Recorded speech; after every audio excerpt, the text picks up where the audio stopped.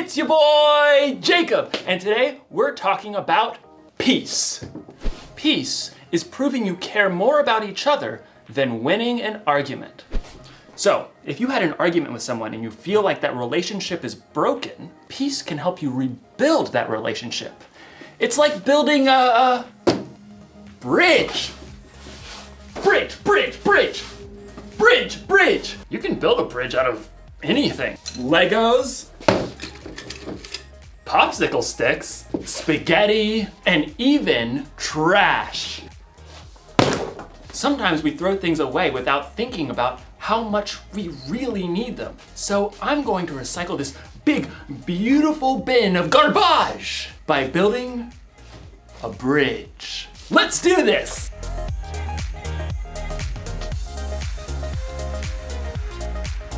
It's alive! Now we just need some glue. Glue. Oh! Glue stick. That should work, right?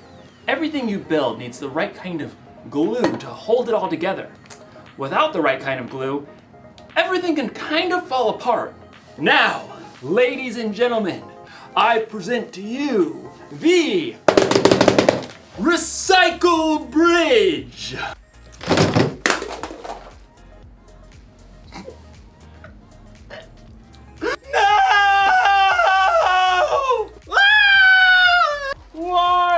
You see, it's hard to make things stick together when you don't have the right kind of glue.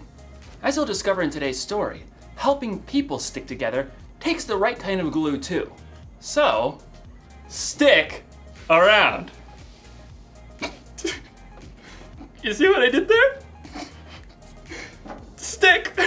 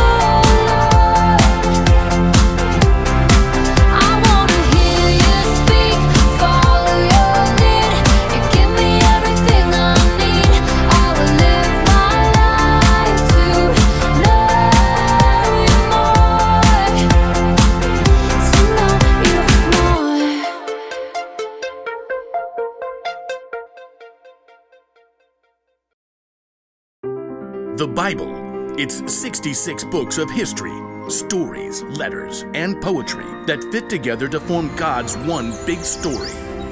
The epic adventure of how He created us and loves us so much that He made a way to rescue us. As we travel through the Bible, from Genesis to Revelation, we discover people who met God and found their lives changed forever.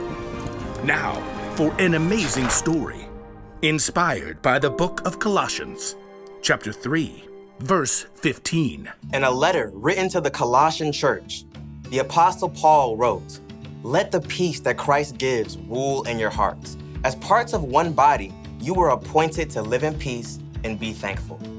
Now let's see what that truth may look like played out in our lives today. Katie wiped the sweat from her forehead and took a long drink from her water bottle. How is it this hot in April? She looked back at the long patch of scrubby ground on the corner lot by Miss Watson's house. Her friends, Caleb and Nona, were both pulling weeds too. I thought we'd be done before lunch. It'll take us days to clear out all this brush. All three kids lived in the same neighborhood and were in Mr. Benson's 7th grade social studies class. It had been Katie's bright idea to start a neighborhood garden for their community service project. Well, we have to finish, unless you want to fail social studies. Even though the friends had been working for a couple of hours already, they'd only cleared the brambles from a small patch of land at the corner. Even when we finish pulling weeds, we still have to dig up the dirt. Yeah, and plant the seeds and water them and stuff. Look, we just need to get it done. I really want an A, okay? Let's use what we've cleared so far and pick one thing to plant. Sunflowers. What? They're big. They're bold. They'll brighten up the whole neighborhood. I don't want to plant flowers. Katie did a quick search on her phone for backup. Plus, you aren't supposed to plant sunflowers until summer. That's a big fat fail for class. Well, it feels like summer. We should plant a pumpkin patch. I mean, how awesome will it be to have all the little kids come right here to get their pumpkins in the fall? That's like half a year away. You guys. Plus 2 words, pumpkin pie. 2 more words, is disgusting. Katie jumped right between her sparring friends. You guys, we need something easy that will actually grow now, before the end of the school year.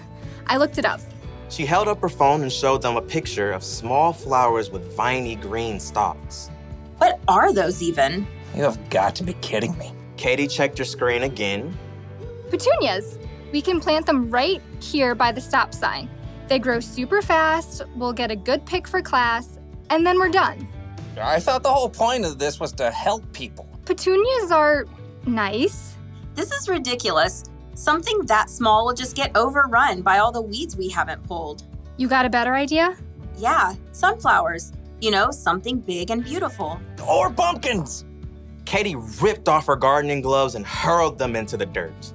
Fine. Do your own community service project. You're quitting the garden? It's not a garden, it's a weedy dirt patch. I'll do my own project. Katie grabbed her water bottle and her tools and stalked off. I cannot believe them. At home, Katie kicked off her muddy shoes and hurled her dirty gloves on the floor. How'd it go, sweetie? Awful. We hardly cleared any weeds, and Nona and Caleb wouldn't listen to my idea about what to plant. It is a pretty big project. I'm doing my own. Isn't it a group thing? Nona and Caleb don't even care about the grade. They want to do all this stuff with pumpkins and sunflowers and stuff we'll never even finish. I get it. It's a lot easier to keep it small, but it's up to you whether you want to hold on to being angry or go make this right with your friends. They started it. Look, God designed you to be at peace on the inside, peace with Him and with others. Okay, yeah, I don't know where to start. You could start with more help. I bet Miss Watson would be willing to lend a hand since that weedy patch is right by her yard. Maybe. Oh, and Mrs. Garcia is always trying to start a garden in their backyard, but she says it's too shady. Maybe she'd like to help. Katie nodded slowly. After lunch, she took a trip around the neighborhood and spotted Caleb shooting some hoops in his driveway. Then she dragged him across the street to knock on Nona's door. You realize I don't want to talk about this? I don't want to talk about this. Just give me a minute. Both of you, please. Caleb and Nona stared at Katie, arms crossed. I'm really sorry. I got so stuck on making an A that I didn't listen to your ideas. I was just so hot and frustrated.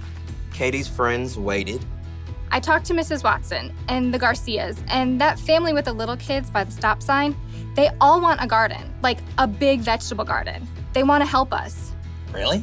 We could clear the lot pretty fast with that much help. And we can plant everything, tomatoes and beans and carrots and sunflowers and pumpkins and whatever people want to eat. We'll have to help keep it up over the summer, though. All the way to pumpkin season. Exactly. Okay, I'm in. Caleb gave Katie a high five. Then they both turned to Nona. She hesitated. Okay, sure.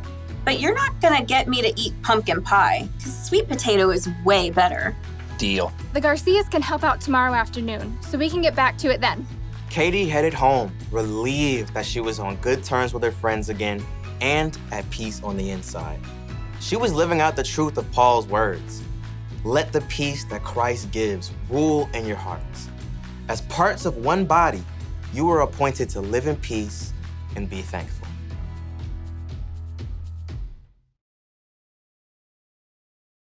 Some days, people are hard to get along with. Your sister spills milk on your homework. Your mom packs your lunch with that weird kind of bread you keep telling her you don't like. You have an argument with your friend over your group project. You just want to yell at everybody. But the Apostle Paul reminds us in his letter to the Colossians, let the peace that Christ gives rule in your hearts. As parts of one body, you were appointed to live in peace. Do you hear that? It's your job to make peace with the people around you. It's one of the things that you were made for, but you don't have to do it alone. You can have the peace that Christ gives. That kind of peace is strong and powerful. It's the glue that holds relationships together. So, if your sister spills milk on your homework, be quick to forgive. If you're in an argument with a friend, be patient and listen. And if you feel like yelling at everyone, count to 10, or yell into a pillow. Or better yet, ask God to give you peace. Don't throw away a relationship without thinking. Peace is more important than being right. Here's the one thing to remember today. We can make peace with others. Think about who you need to make peace with today.